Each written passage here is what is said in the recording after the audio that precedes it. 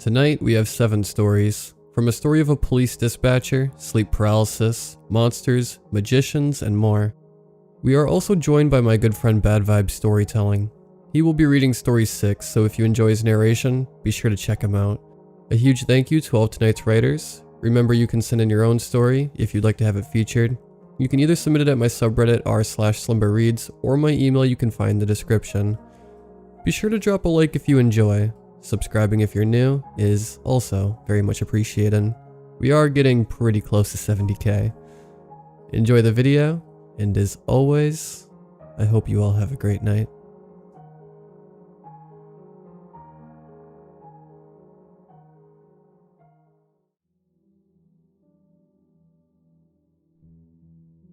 I had worked as a police dispatcher for 9 years of my life. It's a career that takes a level of mental fortitude that I don't think many possess. I used to hate saying stuff like that.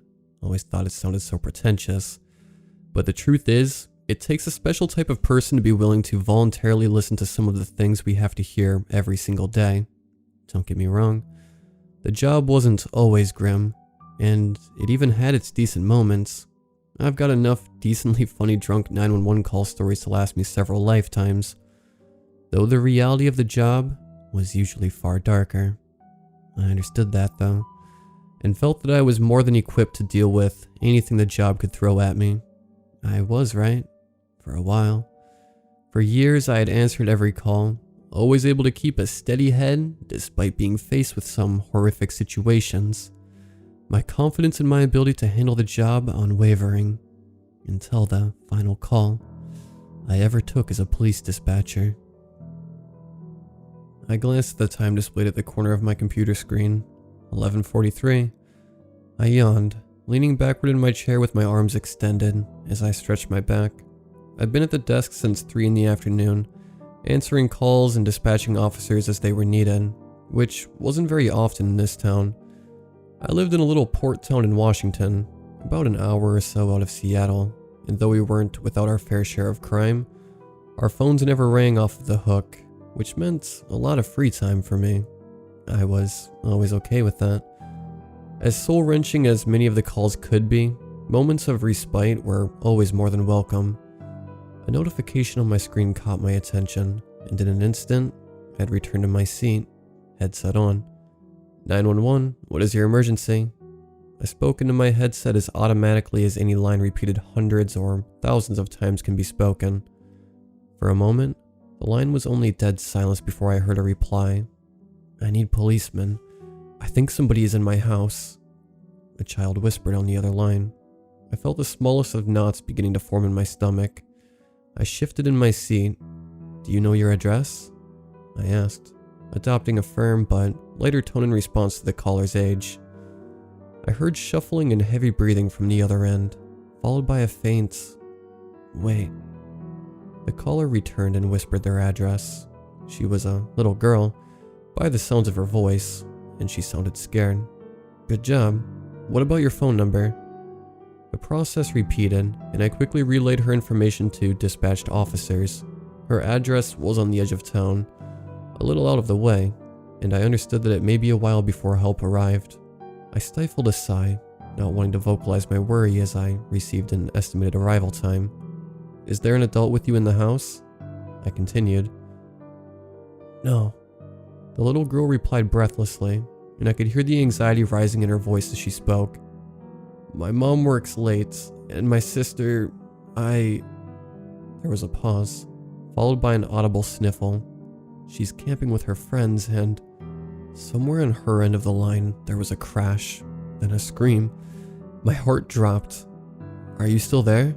Are you alright?"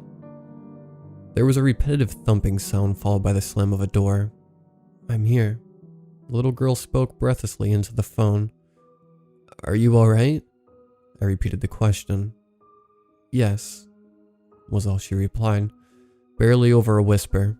Her tone worried me. She sounded more than afraid. Sad? No. Disturbed was the proper word for it.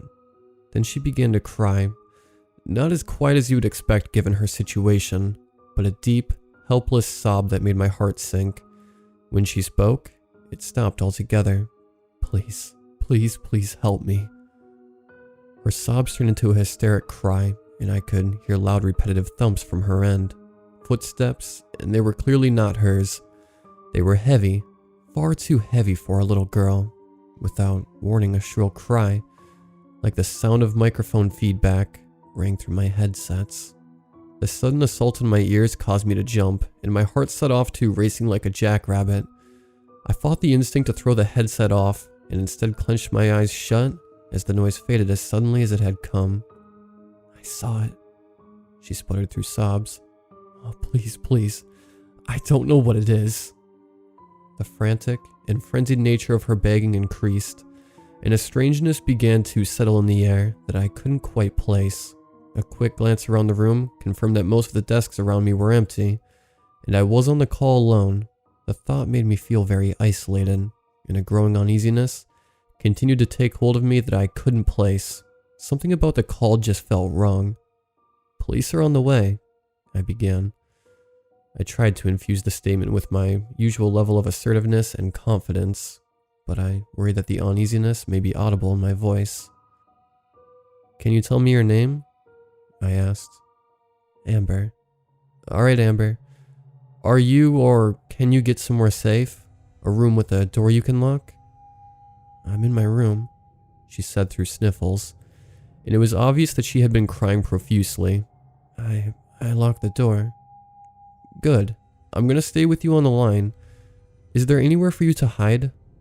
The sound of footsteps grew in the background as her voice lowered to a whisper. "I think under the bed," she whimpered. "Okay. Is there..." I paused, thinking over my words before continuing. "Anything you can use to protect yourself?" There was silence on her end for a moment, followed by a hushed yes as she dropped the phone. I assumed to get a weapon. The clamor from within the house had grown closer to the phone, and the piercing ringing sound had returned. I was almost certain that had to be something wrong with my headset, or with Amber's phone, and the sound grew to an almost unbearable extent, matched only by deafening thuds from somewhere on the phone. It sounded too close. I could feel the hairs begin to rise on the back of my neck, and the ominous sense of panic began to give way to an unexplained fear. The urge to look over my shoulder grew harder to fight, as the persistent thudding sound grew louder, nearer. It all sounded too clear, I guess. There was no static, none of the white noise typical of a phone call. Nothing, just the sound of footsteps approaching closer, closer. I gave in to my instinct, whipping around in my seat, nearly losing my headset. No one. I had no time to settle my nerves, as Amber returned to the line. "Are you there?" she whispered, yanking me from my fog and back into the moment. "Yes," I replied. I struggled to shake off my fears. Something was very wrong with this situation. Despite my worries, I shifted my attention back to Amber. There isn't any weapon," the girl muttered. "But I have something." There was a pause. "Okay, what do you have?" I asked, realizing my prompt was necessary. A rabbit. A pink rabbit," she said, and even over the phone, I could hear a little embarrassment. "My dad gave her to me when I was little," she sniffled. He said she would keep me safe." I didn't know what to say for a moment, but didn't want to miss a beat.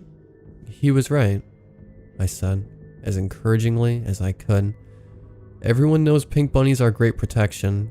Can you go back under..." I was interrupted. "Amber, I miss you." I could hear a man call from within the house. So the intruder knew her. I furrowed my brow. "Amber, do you recognize that voice?" I asked, hoping she could identify the intruder. There was silence for a moment before her response. It sounds like my dad." "Why does it sound like my dad?" I blinked. "What do you mean?" "That's my daddy's voice. Why does it have my daddy's voice?" I didn't know how to respond to that. Hell, I didn't know what to think about it. Had his voice? Before I could ask what she meant, we were interrupted by a sound. The thing we heard has taken me years to try to understand. I've come to believe that it was that things laugh. At the time, though, we couldn't know. It was the sound of metal crunching in a car accident as it met flesh, a wet, grinding shriek that shook me to my core. I wanted to vomit, and my vision began to blur. I can only imagine what it was like for Amber, hearing that all in person. Amber? I panted, my senses returning to me all at once. She barely had time to respond before we heard it. A voice, or voices, calling for her from somewhere nearby. They spoke as one, all with the same odd, inhumane nature, dripping with malintent. Amber. My blood froze. Amber began to cry, and her cries eventually becoming pleas as she begged for help, her life, her mother, and my intervention. Five more minutes. Just 5 more minutes. I muttered, mentally cursing the timer which displayed the estimated arrival time of the dispatched officers. I prayed it would be soon enough. It's outside the room, she whispered, her voice one of utter panic, before breaking into a quiet sob. I silently swore under my breath. Amber, I need you to hide right now if possible. The police are 3 minutes away. Stay as quiet as possible. There was no response, but I assumed from the shuffling sounds I could hear that she had gone back under the bed. For a few moments there was silence, then Amber spoke, and my heart dropped. I'm going to die. You are not going to die, Amber, I began, worry now audible in my voice. I promise. It's reaching under the door.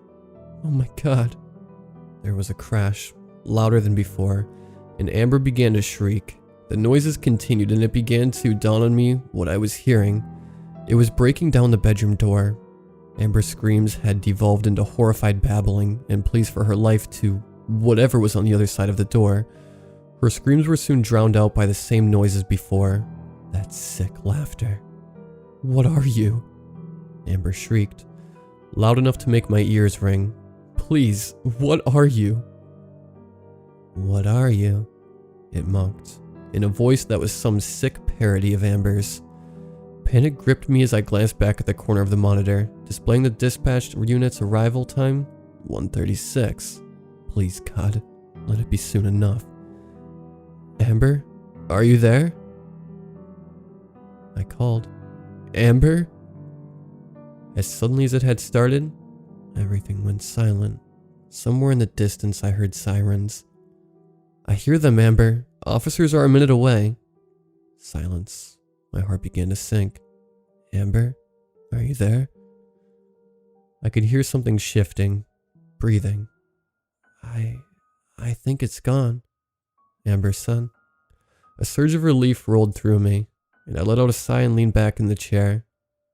27 seconds, the dispatch time read, and the sirens in the background grew louder. You did very well, Amber. Police are almost there. You did really well.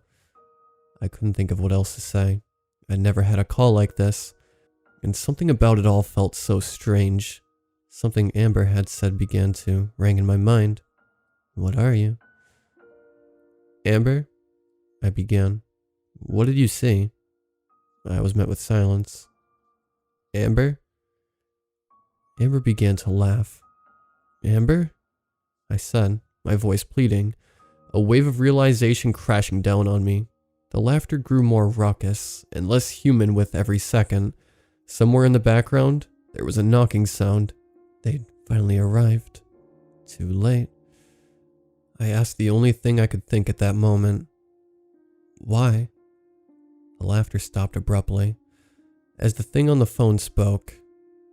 It was fun. There was a click, and the line went dead. The house was empty when officers arrived. No signs of forced entry anywhere except the door to Amber's bedroom, the bottom of which had been torn away by something leaving a wide space to crawl beneath. And Amber, or what was left of her, decorated the room. Whatever had been there left nothing behind to identify it, only carnage. The case was never officially closed, and everyone had their theories as to what had happened that day. ranging from serial killers to a bear attack, and everything in between. The call was never made public, not my decision, but not one I necessarily complained about either. I never want to hear that recording again. I put in my 2 weeks notice that same night. Though I never returned to work after that day, I'd been content to try and forget about that call, as callous as it may sound. I was content trying to forget about Amber, to forget whatever I had spoken to on that phone, but I don't think it's done with me. Last night, I dreamt, or had thought I was dreaming, the sounds of footsteps running throughout my house, as something screeched and laughed and mocked me just outside my bedroom door. I stayed in my bed long into the morning despite the sounds having stopped, paralyzed by a mixture of fear and confusion, until eventually, I convinced myself to leave the bed. I crossed the room, cursing every creak the floor made under my weight. I lowered myself to the ground, holding my breath as I peered under my bedroom door. There was something there, but it wasn't moving. I mustered up the little bravery I had left and rose to my feet, my eyes shut tight and a prayer on my lips. I pulled open my bedroom door slightly and stuck my head out just enough to see what lay outside. I stifled a gasp, and tears flooded my eyes as I bent over to pick up the object. Placed right outside my door was a little pink bunny covered in dark stains. From somewhere within the darkness just beyond the bedroom door, Amber's laughter echoed.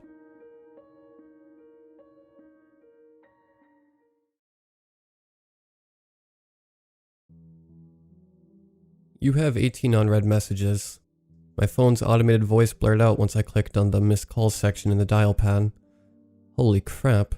I'd never had more than about 4 unread voicemails at a time, let alone 18. Naturally, the one day I was tired out of my mind from driving my loud as all get out truck around town, I got nearly 20 messages to go through. I pressed the first one, seeing an unknown number appear. Hi, this is Craig with... I clicked delete before the spam call could finish completely. I'd gotten so many spams in the past that I could almost know to click delete as soon as the call began. I pressed the next one and saw a contact pop up on the screen. My mom. Hey Mike, I was just wondering if you'd be able to help your father this weekend with moving some old furniture to his truck bed. Tommy's a little busy and your dad really needs help. Just call back if you can come over. Oh, and I almost forgot to tell you. I ran into Kathy at the hardware store, of all places, and she said that her son... Another mom story to listen to, or rather, not listen to. I felt a groan escape my lips. Honestly, I was just counting down the days until my mother learned that texting a simple, "Can you help move furniture next weekend?" would have been much easier than telling me her day's story over phone call. I continued down the list. Hi Michael, this is Sheila from... Your taxes have not... This is Ben from... Mike, I need your help. There's something in my house right now and I think... I cursed as my thumb pressed the delete button prematurely. It was a call from my friend and neighbor, Harry. I wish I could go back and read it again. I skimmed on to the next one, only to find that it was also from Harry. Listen Mike, it hasn't gone away. I need you to call back as soon as you can. It ended, and I was left more disappointed that I hadn't heard the first one for context. What was in Harry's house? I went to the next one. I keep hearing it, and I swear, Mike, it keeps getting louder. Seriously, I'm not joking. If that's what you think this is, call back. Harry's voice sounded more urgent in this one, his breath heavy in the background. Concerned, I turned to my window that faced the street and peered out the blinds. Harry's house looked normal, his car still on the drive, windows open and lights on. I tried looking to see if there was movement in his windows, but I was too far away. Looking back, I reluctantly pressed next. Mike, please pick up your freaking phone. It's getting closer. Harry was now yelling into the phone, but still in a somewhat hushed manner, desperately trying to get me to answer. I was so startled I almost dropped my phone, but with shaking hands I slammed my finger down on the screen. It's right outside my door. Mike, please, if you've ever been able to answer your phone, do it now. I felt my stomach wrench and my head grow heavy. I wasn't there.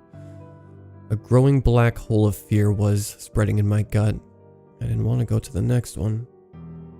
Hello, Michael. This is Brad speaking, and I'd like to inform you. My reaction time was dulled from the out-of-place spam callers. My heart raced faster, and I angrily pressed the next one, looking out my window again for Harry. Just call back. Please, just get this one call. Just one. Please. Harry's pleading voice made my mouth go dry. Just answer the phone, Mike. It's right here. Harry was hissing out a whisper in a room with seemingly no echo reverberating walls. What is that? Mike? A scratching sound cut him off mid-sentence. I heard a whimper come next, and it continued as loud thumping faded away into nothing. Mike? It's gone. My breath caught at that. It was gone? It just left? I hastily pressed the arrow to the next one. Mike, please tell me that wasn't your truck. It left. The thing. But what was that? Are you back now? Where are you, Mike? Pick up. Harry was now screeching into the phone. He sounded worried. Almost sad before, and his voice was now quiet. I cranked up the volume on my phone to max so I would be able to hear his next words. But I wish I hadn't, since his next sounds were rough screams. Mike, the thing left, but it ran out of the door. Crackles interrupted his speech. He was running, fast. It just left, just ran right out cause it heard the truck. Your truck, Mike. He must have hit the end button since he was cut off abruptly, but I felt my skin stand up and pricks run along my spine with his final message. It just ran into your house.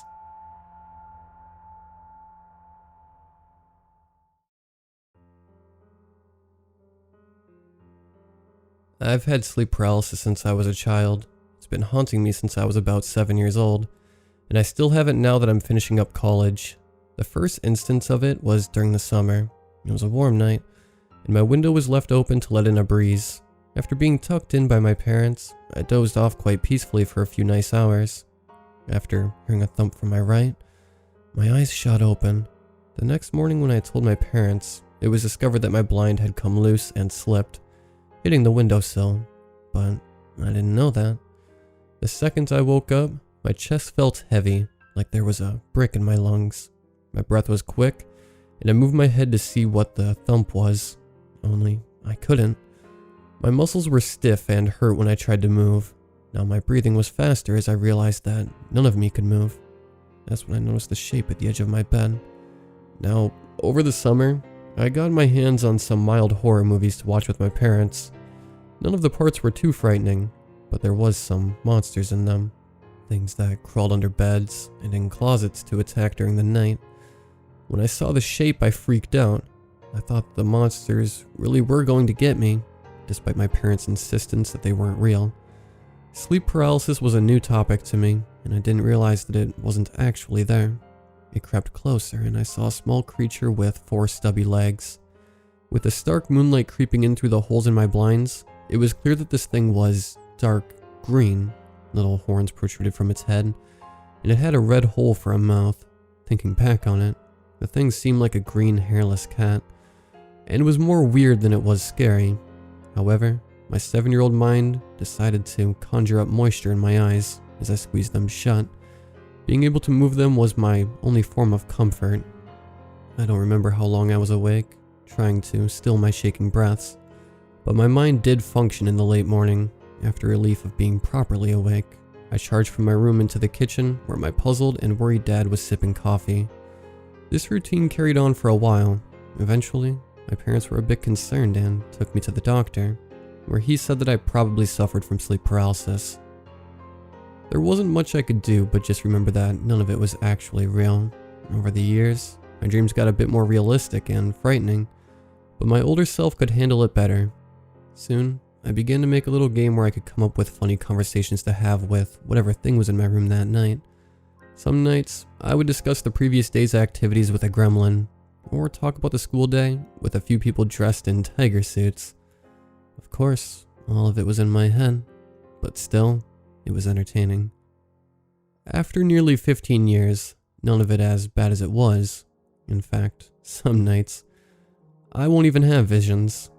Now that I'm in my last few months of college, my life feels right. I have a pretty good job, racking in a good amount of money as a helper at a bookstore, and I plan on getting a better job that fits my liking. I don't like my current boss very much. My grades are high due to the hard work that I put into school, and I have a nice apartment on the outer rim of my city. If I had to give an overview of my life to somebody last week, they would know only that. They would have learned that I am content with a promising future ahead. That's it. But recently, something has been happening with my sleep paralysis. Something that has been affecting me to the core. Something that I can't quite explain. This Thursday, I woke up in the morning at about 3 a.m. It was absolutely dark in the room. When my pupils shot down to find my hands on moving, I knew that my sleep paralysis was occurring again. However, I felt an unease in the room, like something was off. I knew that some people could tell that they were being watched, and it felt a bit like that. I sensed a density to the air, like a fog that you couldn't breathe in. It wasn't like the heaviness some people have during sleep paralysis. It was just odd. There are no other words for it. Still, I was fine. Sure, the air was heavy, but it wasn't a big deal. But then my ears popped. The noise in the room was muffled for a minute, and there was a faint white noise sound that I could hear. It grew, and soon everything was drowned out by this sound. At this point, I wanted to be free to move. I'd never gotten that urge so desperately since I was little and scared of the hallucinations. My ears were filled with this noise, and I felt so uncomfortable in the air. I had never heard noises in sleep paralysis, only seen things. In my mind, I wished to scream. I wished to move, even a little bit, but no, I was rigid, like a rock in my bed. I closed my eyes and breathed deeply, feeling the thick cloud of air enter my lungs, and that's when I felt a tugging at my bed sheets. Under normal circumstances, I would have tried playing my stupid game in my head, or plain ignored it, but I was scared. So scared. More so than I had been in such a long time. I forced my eyes over to the edge of my socket. A pale appendage was reaching over the corner of the mattress and clutching the white sheet. It was an arm. At least it must have been. It had 4 little claw-like fingers that dug into my bed. Another arm reached up and clawed at the cloth, but the full body still wasn't visible. A tear crept to the corner of my eye, just like it did when I was 7. Every ounce of me just wanted it to be over. The hallucinations I experienced only lasted for a few minutes, maybe 20 at most. This was longer, I know it, even if it didn't feel like it. But the thing did leave a mark. The impossibly long arms inched over to my stomach. One hand stopped and sat completely limp. However, the same arm that clutched the sheets earlier clutched my shirt. It pulled away and left a dark stain on the gray shirt I had fallen asleep in. Just like the other, the limp palm dragged itself away. Only, its claws dug deep and ripped my shirt open so that I could see skin. And just like that, it was gone. It seemed to just vanish. The air seemed lighter, and I remember falling asleep again soon after, the white noise fading. I woke up late in the morning, shuddering a little bit out of terror. Certainly it was a frightening experience, and one that I would never forget, but it was just sleep paralysis, right? And I believe that too. None of it could be real. It was just scary and, well, horrifying is the right word. My mind wanted to believe it, but as I was making myself breakfast that morning, I noticed the rip in my gray shirt, along with the stain right above it.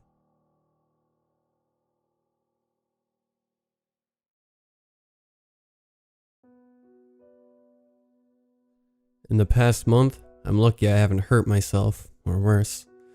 Well, I should say that I'm glad I haven't gotten killed. I'm not sure anymore if I'm the one who is doing this anymore. I'm sure you can tell that it hasn't been the best month. You see, a few weeks ago, I sleepwalked. It was late at night, and I collapsed in the soft, dense mob of blankets and pillows that my bed hosted. But instead of waking up in the morning to the sun shining through my window and my bedroom walls surrounding me, I woke up to a pain that permeated through my body. My eyes burst open, sleep around the corners of them and sticking to my eyelashes. I recognized the deep brown of the hardwood floors, The sound of heavy raindrops pattering on the window outside, and my face smashed against the floor. I scrambled up, adrenaline pumping through my body and dulling the pain of what I realized was my bleeding nose. But as my heartbeat steadied slowly, the agony that seared through my face and the faint scratch on my bare foot became apparent. I stood up, absentmindedly covering up the blood on my shirt, and looked at where I had fallen a moment before. It occurred to me that I must have been sleepwalking, and had probably lost my balance or tripped on the leg of the couch, and obviously, knowing my luck, I fell right on my nose before waking up. Muttering angrily at myself, I walked back into my room, tired and ready to fall asleep to be away from the pain. But as I turned a corner to my room and put my hand on the knob, I noticed something that I had almost missed at the moment, something that was simply impossible. My bedroom door was shut, but not only was it shut, it was locked. Now, the thing about my door is, the lock doesn't work two ways. If you press the lock button while inside the room, you can't step out and shut the door, and there is no lock on the outside of the door. The lock just doesn't allow it, which meant that I had to have locked the door, and then still gotten out into my living room without opening the door again. A brief sensation of panic and confusion overwhelmed me before I realized, it's not that bad. I groaned, vowing to get the house lockpicks for my parents the next morning. I ended up dozing off on the couch, getting very little sleep in before my parents woke up and I got the pick. My dad was a little less concerned about it, simply saying that it was normal to sleepwalk, though he had no explanation for how I locked my door. He provided the idea that maybe I dreamed up the whole thing. I was a little less sure. My mother had racked her brain with me, trying to come up with an answer to how I did it. She ended up with the conclusion that I had opened up my window and climbed out, then unlocked the front door with the house key that I kept in my room. Crazy as it may be, it was the only thing she could come up with since I was so sure I sleptwalked that night. However, she never considered what I had figured out, what I have never told them because I knew they would be upset, what I still haven't understood. I'm an only child, and it was raining that night. Pouring rain that drenched our yard, creating thick puddles of mud all over our yard, but I didn't have water or mud on me when I woke up on the ground, though I surely would if I went outside that night. No, I didn't leave my house. I didn't exit through the window and get back in through the front door. Someone locked the door behind me. The next time it happened, I didn't have a reason to bring it up with my parents, so I didn't. I know I should have, but it was so strange. I thought they would encourage me to go to a doctor, and I didn't think I needed one. It was only 2 days since I woke up on the ground in my living room. I went to sleep as normal, still rattled and anxious by my incident a few days before, but my nervous jitters dying down by now. This time, it was later, nearly 1 in the morning when I fell asleep, and this time, it was more terrifying. I woke up to stars, thousands of glimmering lights up in the midnight sky above, but I wasn't looking through a window.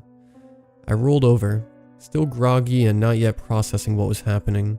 I felt pricks in my arm as I did this, and like someone had snapped their fingers and willed so. Dread filled me as my brain figured it out. I was outside. I sat up and looked at my arms. Little bits of gravel had punctured my forearm as I rolled over. A few still stuck in my skin, but I didn't understand why there was gravel until I looked down and saw a dull yellow streak below me. The street. I was in the road. A vacant car was parked right next to me, a streetlight blinding me from above. There was no doubt. I had ended up outside. To my relief, I was just outside my house, sitting next to the curb that bordered our front lawn. I stood up and ran, wincing as my bare feet hit rocks in the grass, but all my relief faded from my body as I reached the front door and pressed the handle. It was rigid, locked. I tried it again desperately, hoping that I just wasn't putting enough force into it. It stayed shut. Panic was resurfacing to my stomach, a dense ball of dread growing in my gut. How could this happen again? I ran over to my room window, looking to see if there were any unlocked windows. I wouldn't have the excuse of not climbing out since the ground was dry tonight. There were none. My legs slowly becoming a bit more unstable. I leaned against the last window I checked and pressed my face against the glass. I defeatedly banged my fist against the window inside.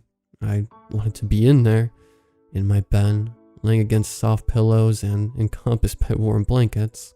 Among the things that made my room feel like a piece of me: booklets, pencils, a canvas, a bookshelf, even a few collectibles I had, my clock, my pictures, a face. I thought I was seeing things, but my eyes shot in the direction of the door, where a face peered around the corner of my wall. It seemed like blackness, but made out little white specks that I presumed to be eyes. "Dad?" I asked loudly. If it were my dad, he could let me back in, but the face shook its head, and before I knew what was happening, a pang resounded from my window, and the face was in alignment with mine. I fell back, ignoring the pain in my back from hitting the ground, and let out a scream. Only the scream was blurred, like a video that was glitching. It sounded like it came from somewhere else. I curled into a ball and squeezed my eyes shut, my voice growing hoarse. It wasn't happening. It couldn't. It didn't make sense. I felt a cold grip on my arm and dreams filled my head.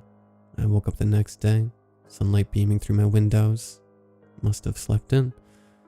I was under my covers, relaxed against the pillow, my breathing shallow from drowsiness. The feeling didn't last, as I was leaping out of my bed and in the kitchen within seconds. My parents seemed surprised to find me so energetic and asked if I had any more sleepwalking episodes last night. I told them no, but I still wanted to ask my dad about something that may have made me more content about what I saw, if it was real. "Hey Dad, did you maybe hear something last night? Like a scream, coming from that side of the house?" I pointed towards my room. He looked up at me and raised an eyebrow. "No, I don't think so, kiddo. Were you screaming last night?" No, I answered quickly. I just wondered. So I still ask myself, was it real?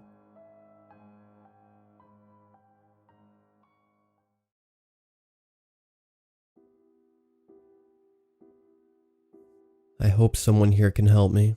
I don't know quite how I got back. I'm just grateful that I did. Except now my life has been taken over, and I don't know how to take it back. Although anything is better than staying where I was. I didn't even want to get up on that damn stage. I wasn't even supposed to be in the audience. You get caught drinking with your mates one time, and suddenly you're grounded indefinitely. The only hope of leaving your room before the age of 30 being to take your little brother to see his favorite TV magician. Aiden had been absolutely buzzing as he dragged me through the musty theater, plonking himself down in the center of the front row. Fantastic. I slid down into the seat next to him and tried to make myself as small as possible, praying I wouldn't be picked on. As it turned out, all the hiding in the world wouldn't have made a difference when the inevitable happened and the magnificent Cosmo, yeah, really, asked for a volunteer. Aiden could barely contain his excitement. His disappointment when Cosmo clarified he needed a volunteer over the age of 16 lasted about half a second, before he grabbed hold of my hand and thrust it into the air. "Pick her, pick Ellie, she's 16. "Get off," I hissed, snatching back my hand, but it was too late. The tacky magician was leering down at me and extending a white-gloved hand to take mine. The theater was full of screaming kids and their respective guardians. I couldn't back out. I took Cosmo's weirdly cold hand and allowed myself to be pulled up on stage. I thought the most I might be asked to do was pick a card, or perhaps try and find a ball under a cup. So far, Cosmo's magic had been somewhat lackluster, but it pleased most of his young audience. He had something a little different in mind for me. As I stood squirming at the side of the stage, praying for death, Cosmo gestured elaborately to the side of the stage, and a decidedly unglamorous assistant, I think it was the bloke who had been taking tickets at the door, rolled out a large, upright black box. My first thought was a coffin. Cosmo turned his unsettling grin on me and opened the box with a flourish. "In you get, my dear."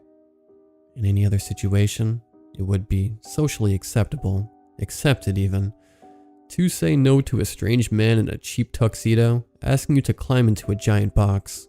But on the stage in front of an auditorium filled with sugar-hyped children, sweating under the glare of the theater lights, you're expected to comply. So I did. I stepped into that goddamn box. It reeked of old dust, and I just knew I'd be sneezing for the rest of the afternoon if I had to stay in there long. The excited gabbling of the children in the audience was almost entirely muted as the door swung shut. I couldn't even hear Cosmo's words clearly as he circled the box, no doubt waving his pathetic, plastic-looking wand over it. I was just wondering if I was expected to do anything. That's part of the trick when it happened. I felt like falling. Not an endless falling, just a stumble where gravity nearly wins, but you right yourself before you hit the ground. Except when I righted myself, I was no longer in the box. I was somewhere else. It's difficult to describe. It was just nothing. Nothing except for a hovering slab of black glass with 4 ominous words glowing across it. Capture complete. Clone dispatched. I had stared up at the words on the screen, the only object in the otherwise featureless expanse. I can't call it a room, because it didn't have any walls, or anything at all really. I tore my eyes away from those dispassionate words to look around. The white was so bright I had to squint, and I wondered maybe if there was something beyond all that blankness that I was just too blinded to see. While the absurdity of the situation had been acting as a barrier to panic, that barrier was definitely beginning to break down. I started to run. I don't know if I was going in a straight line, but before long I came upon another screen, or maybe it was the same screen as before. Either way, there was a new message on it. Clone accepted, beginning recon. I kept running, with no idea if I was running to something or from something. There was nothing else for me to do. Every so often, another slab of black glass loomed out of the never-ending whiteness with a new message. Recon complete. Targets approved. Beginning full infiltration. New intelligence required. Clone to adapt. Infiltration successful. Targets remain unaware. Commencing phase 2. I didn't know how long I ran for. My body didn't seem to tire there, the way it usually does, before I came upon a screen showing something new. I stumbled to a halt, my momentum carrying me forward a few more steps, and forcing me to scramble backwards to see the screen again. Instead of more words, there was an image, so unbelievably clear that I felt like I could maybe step right into the picture. It was more like a window than a screen. Through it, I could see my family sat around the table for dinner. Mom, my stepdad Alex, Aiden, and me. I stared at myself, neatly cutting a slice of beef and seemingly chatting away with Alex. No sound came from the screen, but my lips were moving and my face was animated with thought. The me on screen absentmindedly lifted a hand to brush a strand of hair from her eyes. Without thinking, I mimicked the familiar action. If it wasn't for the fact that I knew I wasn't there, was I? I don't think I'd have noticed that the person in my house with my family was not, in fact, me. Slowly, and without note from any of my family sat around the table, the other me turned her head and locked her eyes with mine. She winked.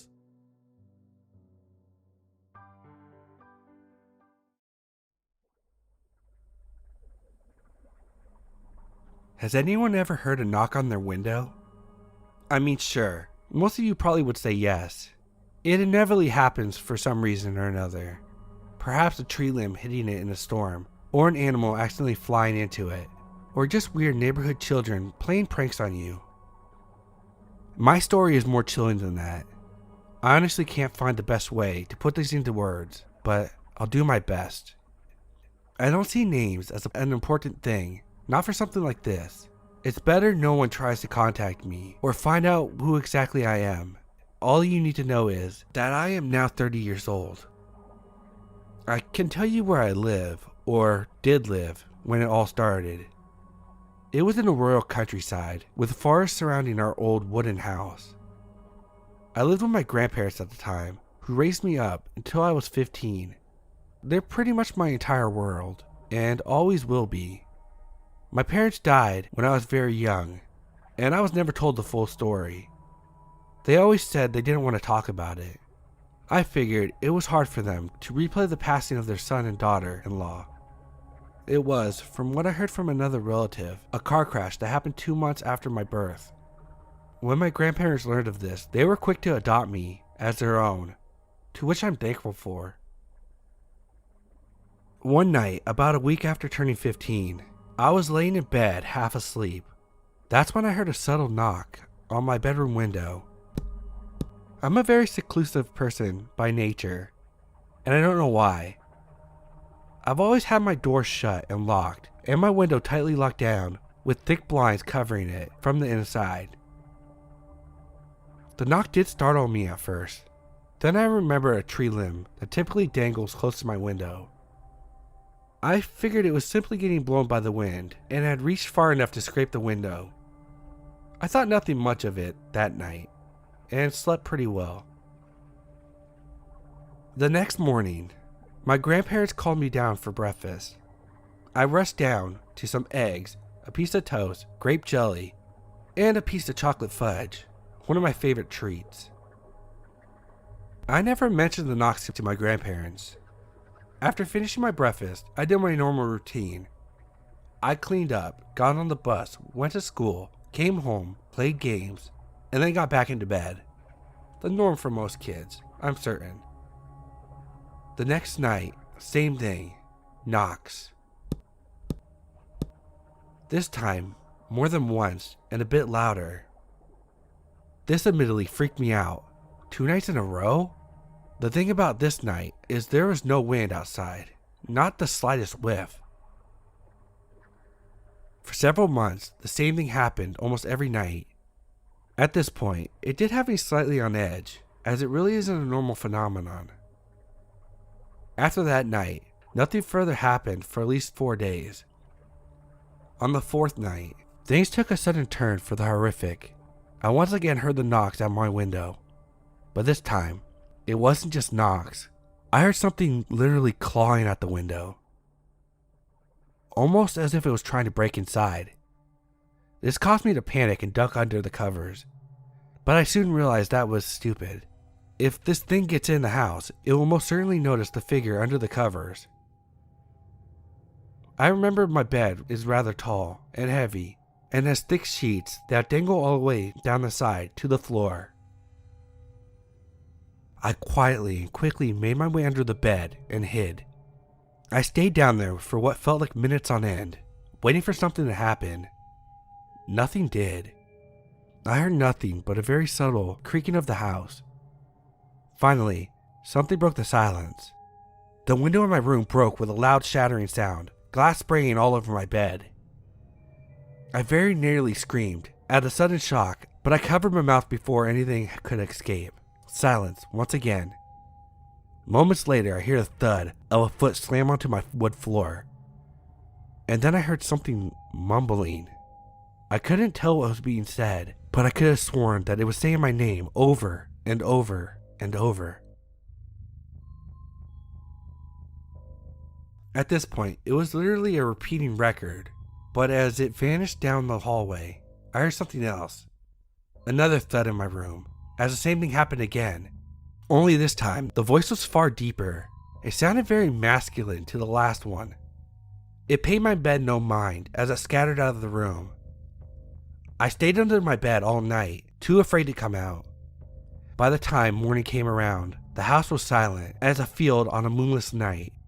I slowly crept out from under my bed and stood up, looking at my window and the damage. It was alarming, but not as alarming as the massive human-shaped footprints. I didn't know how to respond. My mouth hung open in pure horror as I saw the scale of them, and the fact that they had claws on them too. Judging by the scale of the footprints, the height of the creatures would have to be at least 10 feet.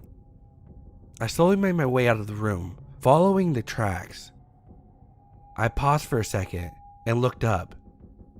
The trail entered my grandparents' room. My heart froze with a deep dread. I forced myself to continue forward and made it into the doorway. What I saw next is stabbed into my memories even to this day, 15 years later. My grandparents' heads were severed clean off their necks and placed on the bed. Their mouths hung wide and their eyes wider in pure horror as blood was piled on the beds from them bleeding out. Their bodies were nowhere to be found. I screamed at the top of my lungs and bolted down the stairs. I ran a full mile to the nearest neighbor's house and banged on their door as hard and fast as I could, bawling my eyes out in the process. Angela, our neighborhood chicken raiser, opened the door and I fell into her arms, sobbing like an 8-year-old, to which she just held me in confusion, but also trying to comfort me. "Calm down, sweetie. Tell Angela what happened," she said, hushed, trying to calm me down. Heads, I stuttered, screaming out, pointing to my house. She comforted me and got us both into her car and drove back to my house. I begged her to just drive away and not go in there, but she refused to listen. She ran inside, and not long after I heard a scream from her too. She rushed back out and called the police, explaining over the phone what she saw. Within 3 minutes, 4 police cars and a SWAT team were at her house. I remember them trying to question, but I couldn't speak for a while to save my life. I kept bawling my eyes out in Angela's arms. The cops understandably tried to keep me calm as the SWAT team tore apart the house. After a while, I told them what happened. One of the SWAT members looked at me and said, "You need to come with us, now." I was literally pulled by my arm by the same SWAT member, and Angela screaming, trying to stop them from taking me as I reached out to her crying. I was sedated as soon as I got into the SWAT car, but before I heard gunshots and someone dying. I woke up several days later in a military institution, surrounded by armed troops and an older, high-ranking officer. "What's your name, son?" she said, to which I responded, "Why?" To which she looked at me square in the eyes and told me, "You're being hunted by something, and we have you safely secured in our installation." "No," I screamed. "I want to go home." To which she spoke, calming me down instantly somehow. "Son, your grandparents are dead, and no one remains in your old neighborhood to protect you. You're under my protection now. I promise you nothing's going to happen to you." From that day forward, I lived a sheltered, spoiled life. For another 5 years, I almost completely forgot about what happened. I was now 20 years old. During this time, I was taught to fight and given the rights to bear arms at any time for my protection. It was now December 3rd, and I had turned in after a long day's work. My eyes shot wide open, and I slowly looked down towards the window, which was covered from the inside in the house made entirely of metal and concrete. I quickly got up, grabbed my gun, and ran to my adoptive mother's room to find the window broken and yet another bloody head on the bed, just like 5 years ago. I didn't scream this time, but I decided to do something more drastic. I hid all the evidence that she had even died, changed my name and alias, moved away, and completely went off the radar. I adopted a new life, everyone believing I was a secret agent or something. On the side, I did some research and looked into the death of my own parents. I found a lead that pointed it to not being a car crash, but something far sinister. They went missing in the woods with no trace and were never seen again while on a camping trip 30 miles from my grandparents' house. This made my blood run cold. I looked deeper into the classified files.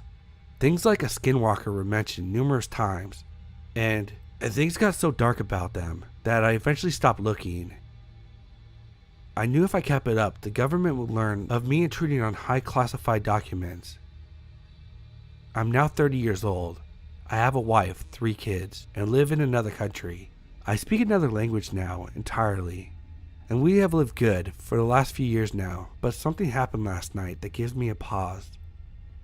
The ever so tender taps on my bedroom window.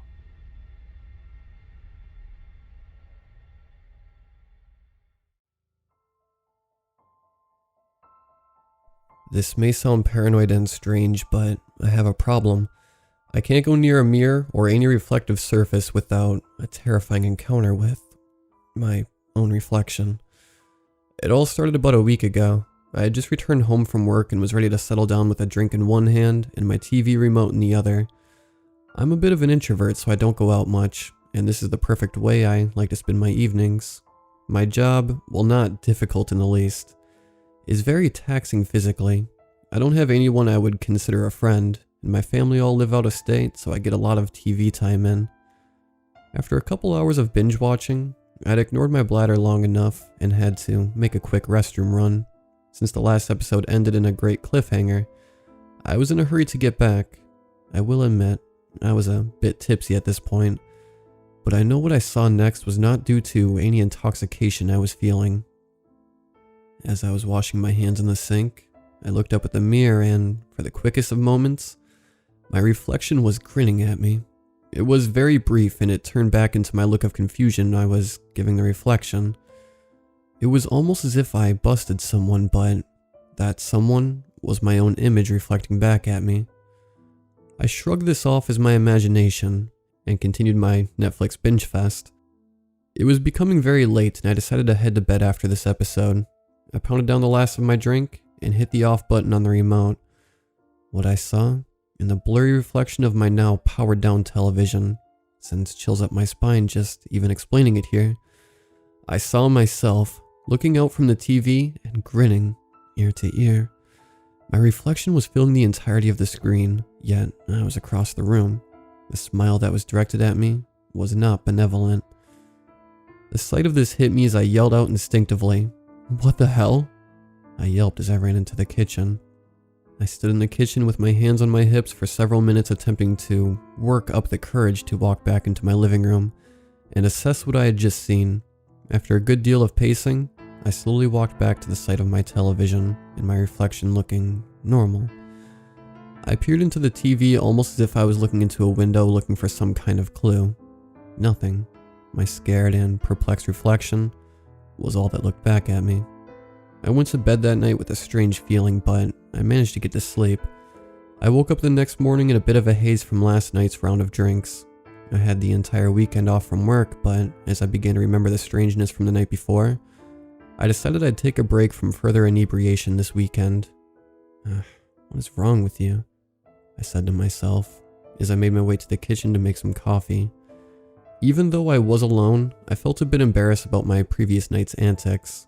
I continued my day with breakfast and more streaming. Several hours had passed and I had put last night's events out of my mind.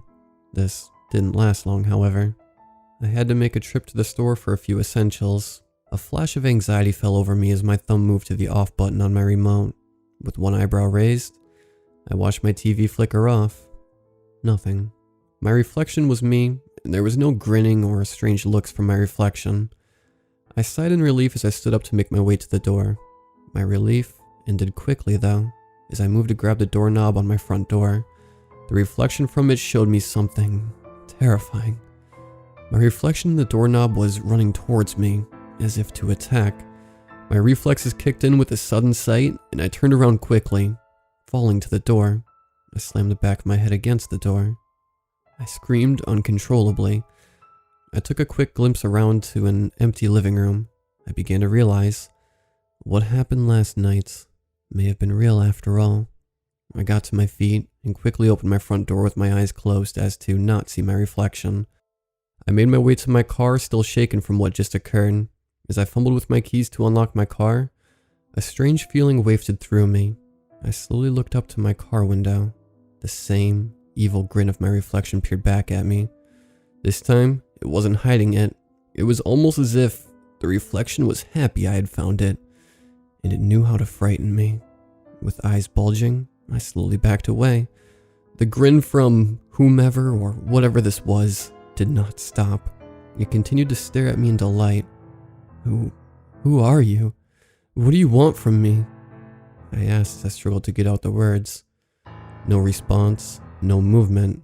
It just continued to stare and grin. I panicked and quickly opened my car with this thing staring at me.